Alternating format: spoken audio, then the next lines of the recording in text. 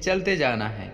ये बात है 2007 की, जब श्री नरेंद्र मोदी गुजरात के मुख्यमंत्री हुआ करते थे और उनका बस एक ही सपना था, देश का प्रधानमंत्री बनना। उन्होंने अपना लक्ष्य नहीं छोड़ा, आगे बढ़ते रहे। अरे आप यमराज के पास जाइए। कुछ लोग ऐसे भी थे जो उनका टांग खींचने में लगे हुए थे, और यही नहीं, कुछ लोग तो उन्हें चाय वाले के नाम से भी चिढ़ाते थे, लेकिन उन्हें थोड़ा सा भी बुरा नहीं लगता था।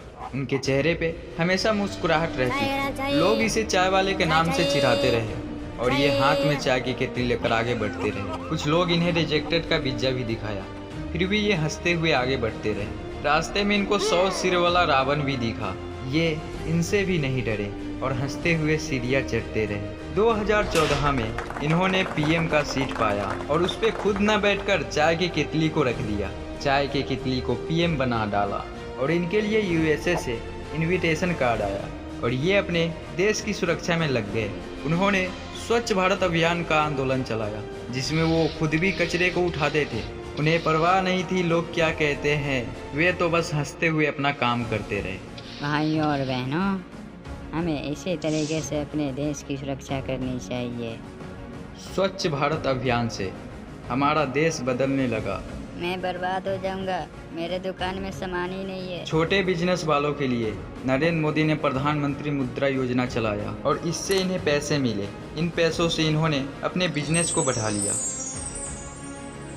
कैसा करना है? जो माताएं सुबह शाम चूल्हा पर जल करके खाना बनाया करती थी, उनके लिए पीएम ने एक योजना चलाया जिसका नाम था उज्ज्वला योजना, और इससे माताओं को अब चूल्हा पे नहीं जलना पड़ता है।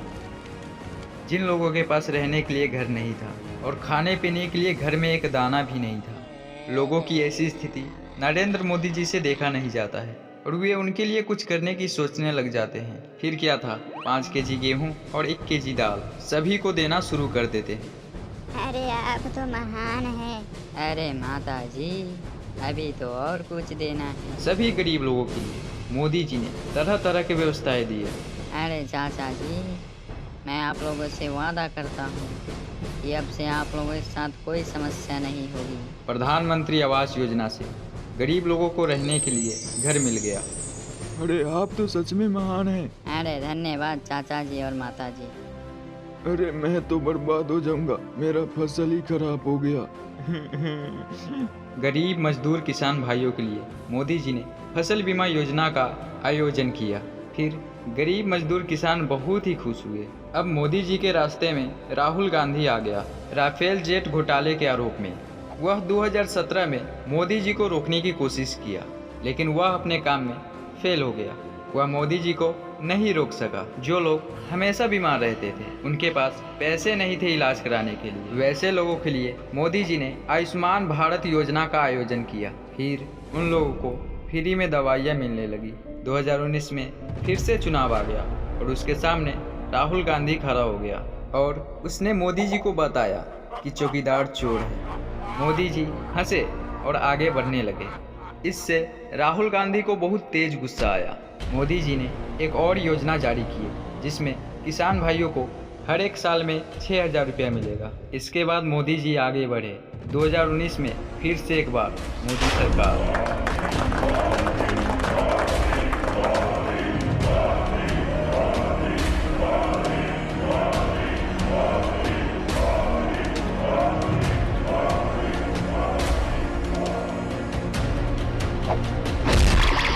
वे हर घर जल देने का वादा किया और उसे पूरा करके ही छोड़ा।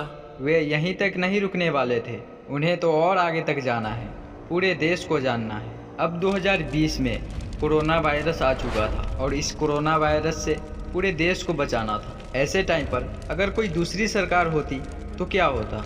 उनके पास विदेश से वैक्सीन आता है, लेकिन वे उनको नकार देते हैं। फिर इंडिया का वैक्सीन तैयार होता है और इससे मोदी जी खुश हो जाते हैं। उन्हें विदेश के वैक्सीन पे भरोसा नहीं था, इसलिए वो इंडियन वैक्सीन को हाथ में लेते हैं। उसको लेकर वो कोविड के रास्ते से जाने लग जाते हैं। कोविड के रास्ते से जाना इतना आसान नहीं था।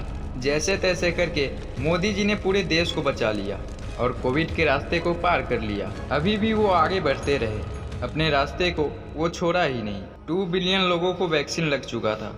अब 2023 में हाल ही में एक फैक्ट्री खोली गई जो कि हेलीकॉप्टर की फैक्ट्री है।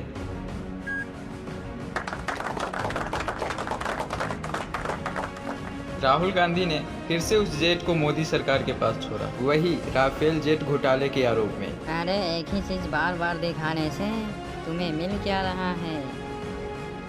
क्या लगता है आप लोगों को, क्या फिर से बीजेपी सरकार बनेगी? मैं तो कहूँगा इस बार भी मोदी सरकार। मुझे चलते जाना है, बस चलते जाना